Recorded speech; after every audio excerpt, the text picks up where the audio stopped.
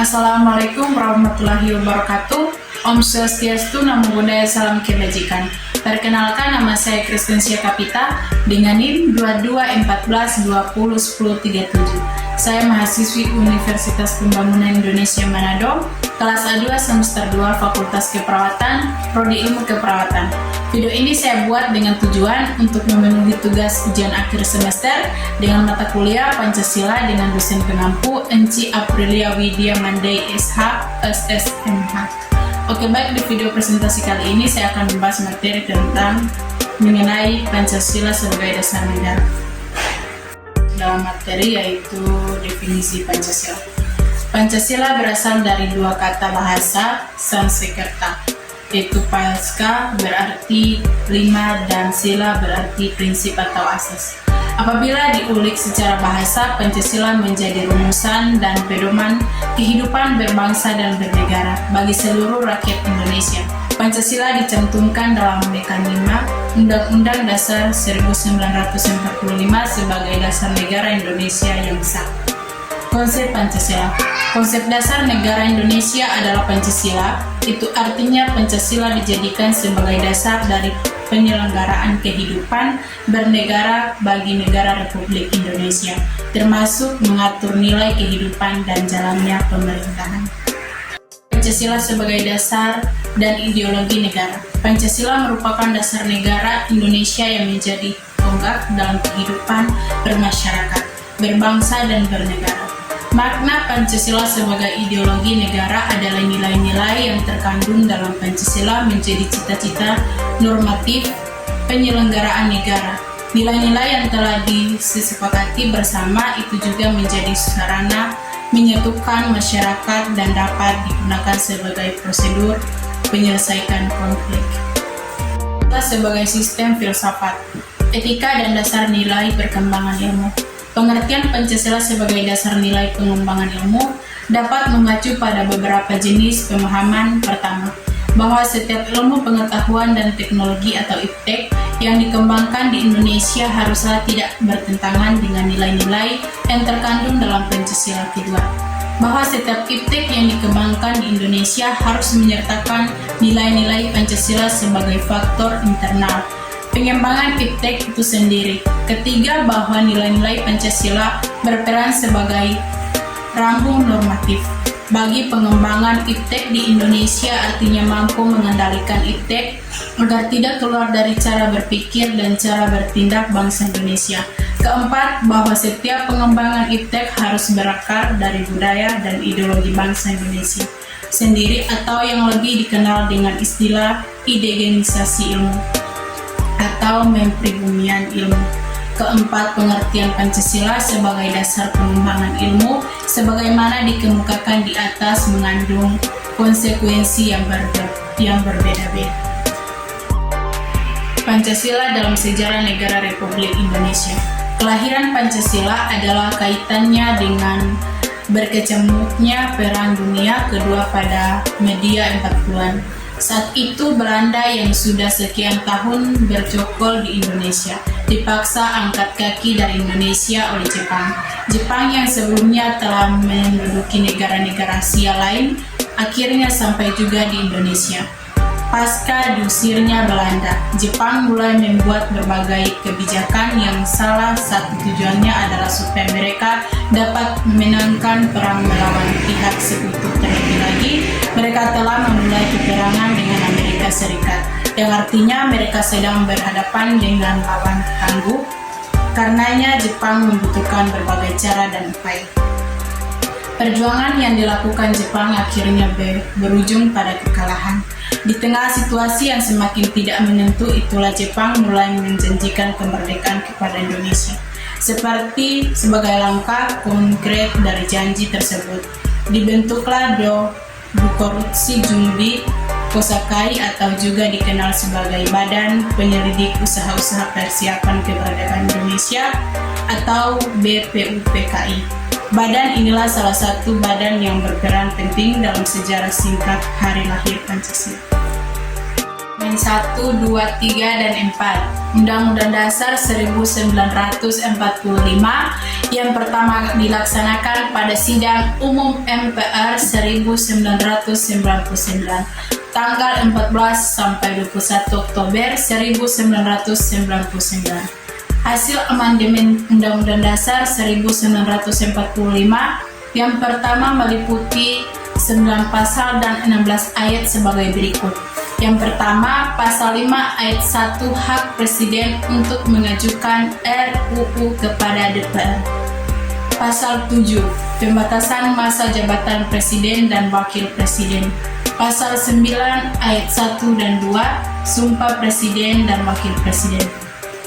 Pasal 13 ayat 2 dan 3, pengangkatan dan penempatan duta. Pasal 14 ayat 1, pemberian gerasi dan rehabilitasi.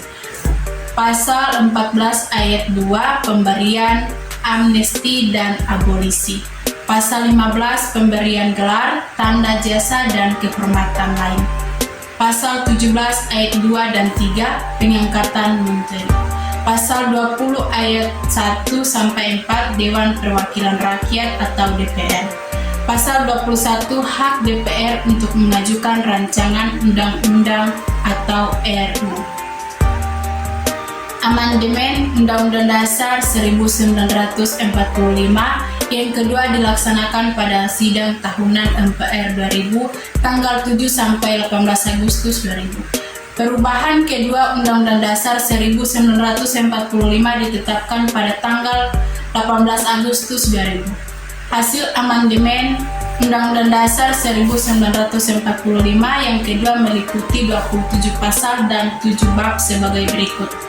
Bab 4, mengenai pemberian pemerintah daerah dan memperbaiki segala sesuatu yang masih kurang, di samping terus berusaha melakukan pembaruan guna menjawab tantangan era globalisasi dalam pelaksanaan kehidupan berbangsa dan bernegara.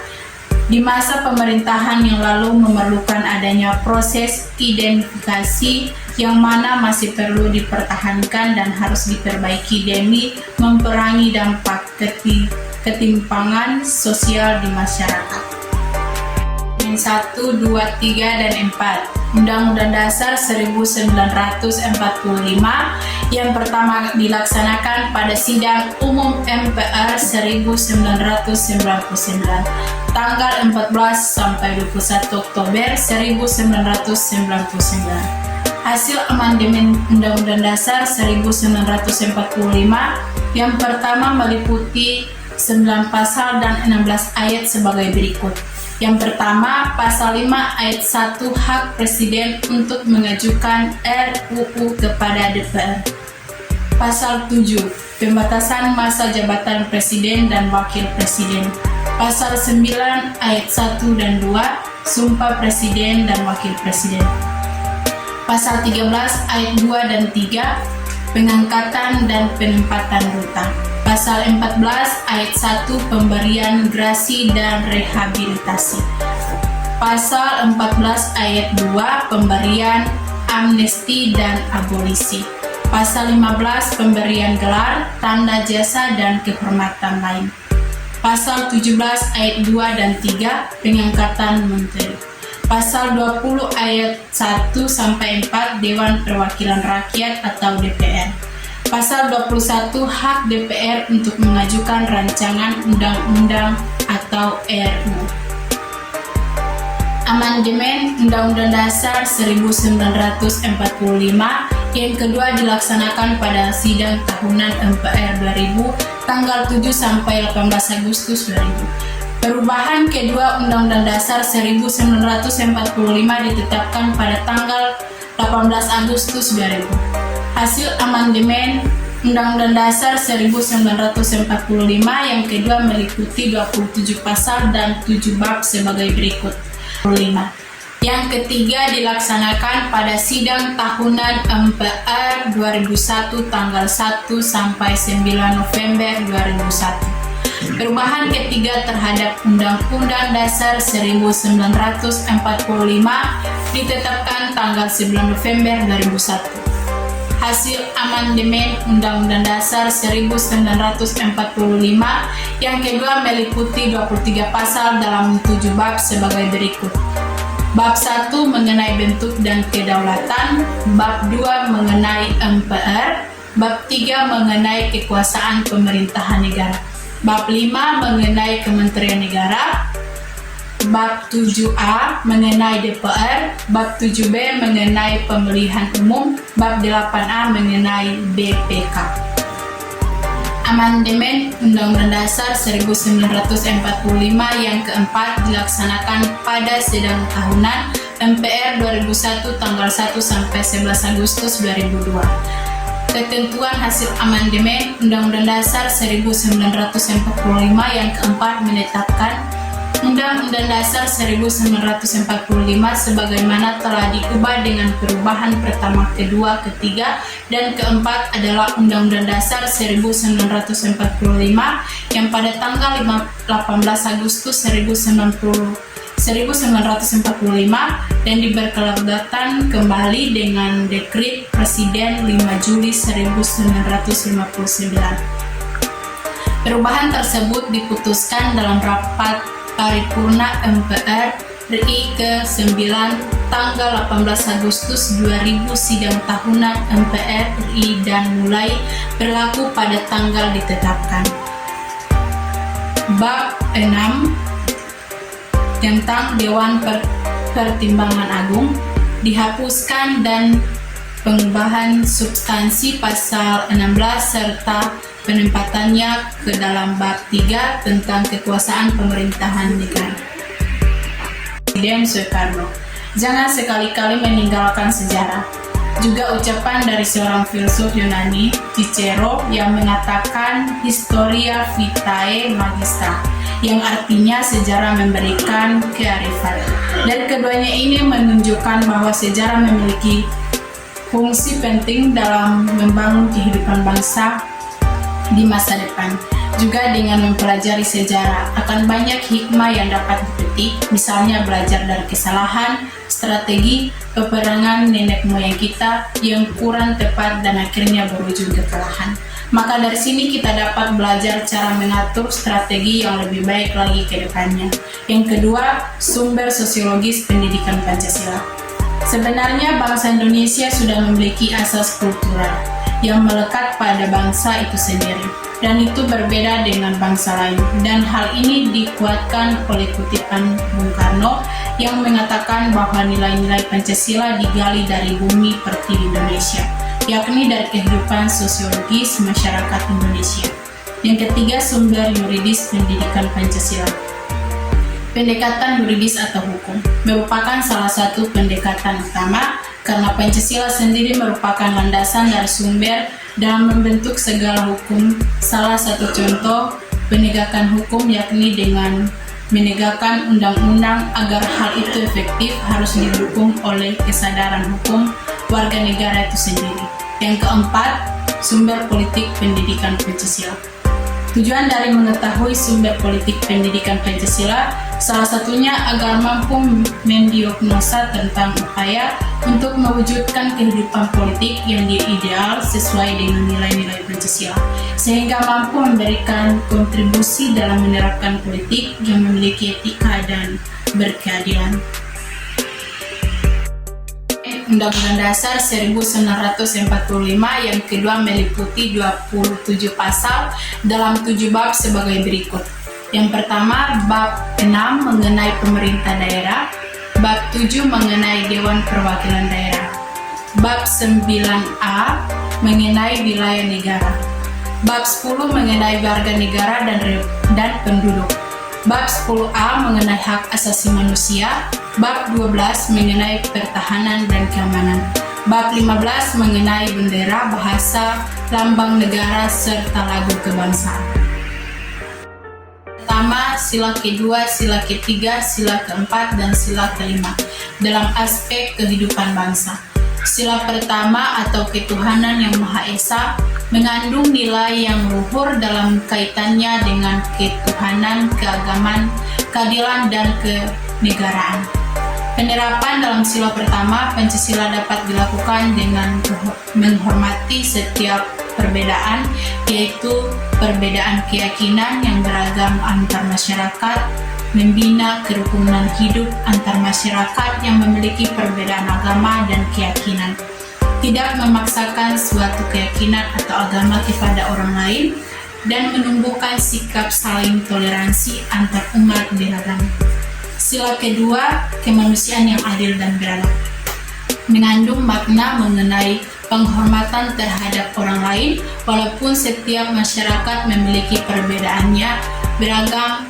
Pengimplementasi dari sila kedua ini adalah dengan cara menanamkan dan menerapkan rasa toleransi kepada orang lain, menghargai dan menghormati antar masyarakat, selalu bersikap adil terhadap setiap orang tanpa berbeda-beda. Sila ketiga, Persatuan Indonesia. Masyarakat Indonesia diharapkan dapat menempatkan persatuan kesatuan serta kepentingan dan keselamatan bangsa dan negara di atas golongan atau pribadi. Menempatkan bangsa dan negara di atas kepentingan pribadi berarti rela dan sanggup berkorban demi bangsa dan negara yang dilandasi oleh rasa cinta tanah air dan semangat membangun rasa nasionalisme. Kerakyatan yang dipimpin oleh hikmah kebijaksanaan dalam permusyawaratan perwakilan. Kerakyatan Indonesia adalah demokrasi yang dipimpin oleh hikmah kebijaksanaan dan mufakat. Kerakyatan timbul karena adanya kesadaran bahwa manusia memiliki kedudukan, hak, dan kewajiban yang sama sebagai makhluk ciptaan Tuhan Yang Maha Esa. Dalam sila keempat Pancasila ini, masyarakat Indonesia dapat mengimplementasikan dengan cara memuliakan, menghargai, dan menghormati orang lain tanpa membedakannya sedikit pun. Selalu bersikap jujur saat adanya pemilu dan tidak saling menghina antar warga negara. Sila kelima, keadilan sosial bagi seluruh rakyat Indonesia. Masyarakat Indonesia menyadari sepenuhnya bahwa manusia memiliki hak dan kewajiban yang sama di mata hukum. Untuk menciptakan keadilan sosial untuk seluruh rakyat Indonesia, maka dalam hal ini perlu adanya kesadaran dan perkembangan sikap dan suasana kekeluargaan dan gotong royong untuk segenap masyarakat Indonesia. Oke, baik, sekian video presentasi saya. Jika ada salah kata, saya mohon maaf. Sekian dan terima kasih. Universitas Pembangunan Indonesia Manado. Bagi teman-teman baru lulus SMA, SMK, masih bingung masuk di mana, mari Jo bergabung dengan Torang Universitas Pembangunan Indonesia Manado, karena Universitas Pembangunan Indonesia Manado memiliki 6 fakultas dan 8 prodi. Khususnya bagi teman-teman berminat untuk menjadi perawat, mari bergabung bersama dengan kami, keluarga besar Fakultas Keperawatan Universitas Pembangunan Indonesia Manado. Bagi teman-teman jangan ragu dan takut masuk di Universitas Pembangunan Indonesia Manado, karena Universitas Pembangunan Indonesia Manado sudah terakreditasi B.